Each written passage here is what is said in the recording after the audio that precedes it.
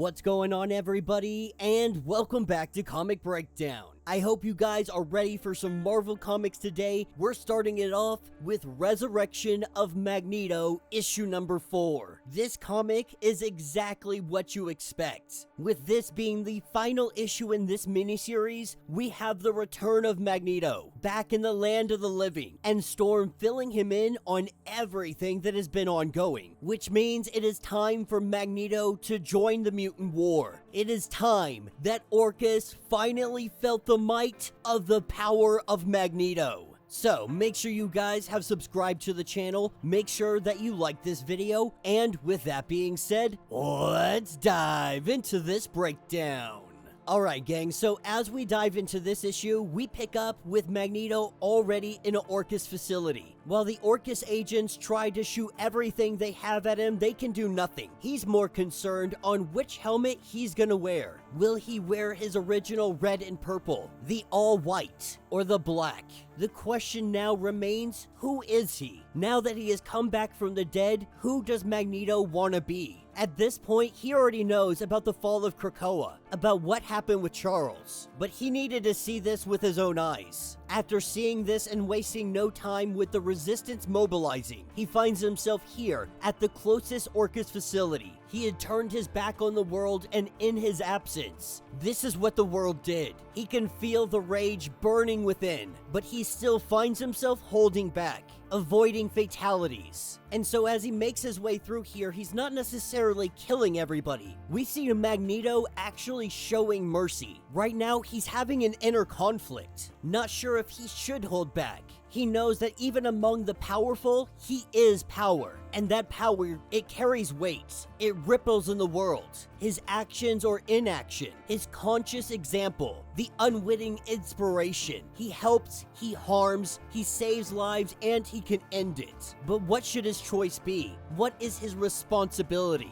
What Magneto will he be? And is that decision even up to him? As he makes his way through this Orchis facility, we find him surrounded by a group known as Squad Zero. These are the Orchis elites. And Magneto can sense the weird electromagnetic energies that surround these guys. He knows that they have weapons that work against him. His anger tells him to strike, but he yields. He waits. He pulls his magnetic field in as close as he can. And so when one of the Orchis agents fires, the bullet stops half an inch away from his skull. And now he understands the trap. Those magnetic fields aren't weapons, they're sensors. What these sensors do, they detect changes in local magnetic fields. They are very sensitive, and if any magnetic power touches them, nerve gas would flood the room, killing everybody. Now he is stuck with a dilemma. Either he dies, gets executed for crimes against humanity, or he kills all of them trying to kill these Orchis agents. This is where he truly debates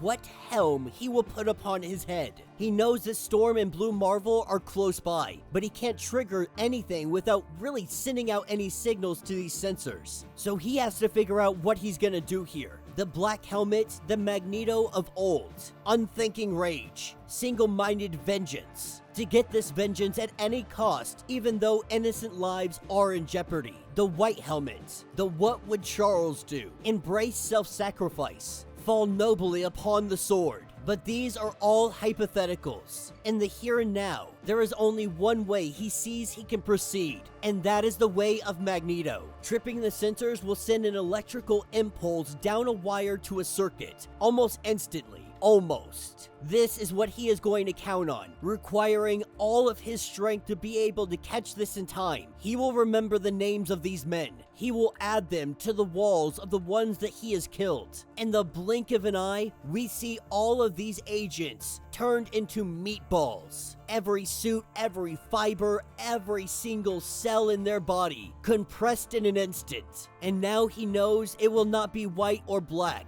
The helm he will wear will be his red and purple. And now he begins to free all the hostages that are in here. Every mutant that is held captive. Every life that has been torn in half. He knows he has the hope of the people, and he only hopes that he can carry this hope and not scar it, not damage it. That he can do right by the people this time. On the outside, we have Storm and Blue Marvel. A portal opened up and we see all of the mutants being rescued. Almost 1,000 of them. And while the last of them are rescued, Magneto is the one to destroy the entire facility. He folds it in half and we see it sink to the bottom of the ocean. With it submerging, this is when we have the arrival of a Sentinel. Storm is the first to attack. Using the might of her lightning, she strikes the Sentinel, but it's not enough to put it down. With the Sentinel doing countermeasures, it sends a sonic boom through the air. This sends her flying back, covering her ears. As Blue Marvel begins to come in, he learns very quickly that he is already in the database. They have countermeasures for him. Using neutronium radiation, they blast him. While this doesn't take him out of the fight, it does blunt his attacks. He can still do some damage, but he's not going to be able to take out this Stark Sentinel so easily. This is where Magneto comes into play, grabbing up the scrap left over from the Orcus facility and creating 2 giant metal fists. He begins to throw punches, and after dealing some damage but not sufficiently putting it down, Magneto gets an idea. He wants to create a human mutant circuit. Storm calls upon the fundamental forces of lightning. Atom is there to regulate the power and feed it back.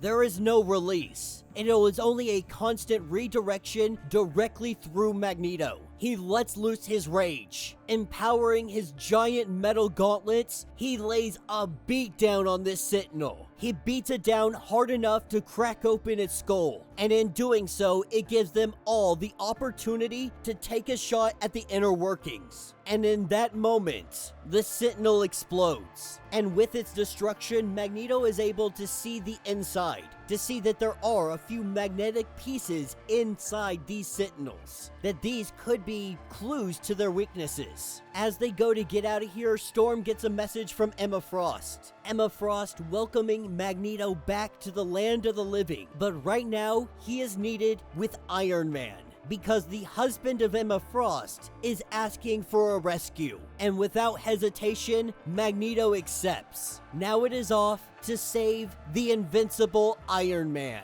And that will be the end of this issue. So let me know what you guys think down in the comments. So this was a fun issue. We got to see Magneto coming back to the land of the living and trying to figure out who he's gonna be. That one of his biggest fears is the inability to change, to become somebody new, to become somebody different. He knows he has the power to make people bow down to him, but he wants to be more humble about it. He wants to understand that he is so powerful, he must restrain himself and only let loose that power when it is an absolute necessity. The transformation of Magneto in the Krakoan era is something of a masterpiece. Seeing him become the man he is right here in this comic from the beginning of the Krakoan era, it has been a beautiful transformation to see him become such a unique, humble, and absolutely phenomenal leader. And while things didn't necessarily turn out great, he definitely made mistakes along the way. Nobody can deny the transformation that Magneto has gone through. And now that he's back in the fight, I cannot wait to see how things really turn out once he learns about the Dominion.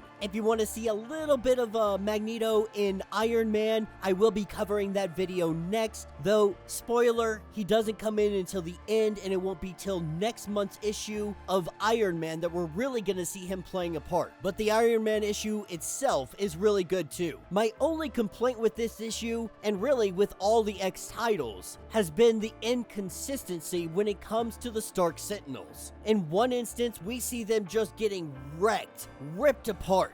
And in another, we see individuals like Storm, Magneto, and Blue Marvel together can't bring one down without doing some extreme human mutant conduit. It's just how inconsistent the powers are with all of the Stark Sentinels across all the X titles. But that's been a complaint I've had pretty much throughout the entire thing so far. Outside of that, it was a great issue, thoroughly enjoy it, great way to end this series, and I cannot wait to see what is in store as we come to the end of the Krakoan era. So let me know your thoughts, let me know your theories. If you want to get caught up on everything going on with this series, go ahead, check out the link in my description as well as the top of this video. It'll get you completely caught up on everything that is going on with this series. If you would like to support the channel, you can always do so by joining the channel membership. Much like Patreon, having multiple different tiers, from $1 to $50, from loyalty badges to comics every single month. Not only are you helping out the channel tremendously, but you are getting tons of perks in the process. Now, if you're unable to do this, do me a favor, subscribe to the channel, like this video, hit that notification bell, and with that being said, until the next breakdown.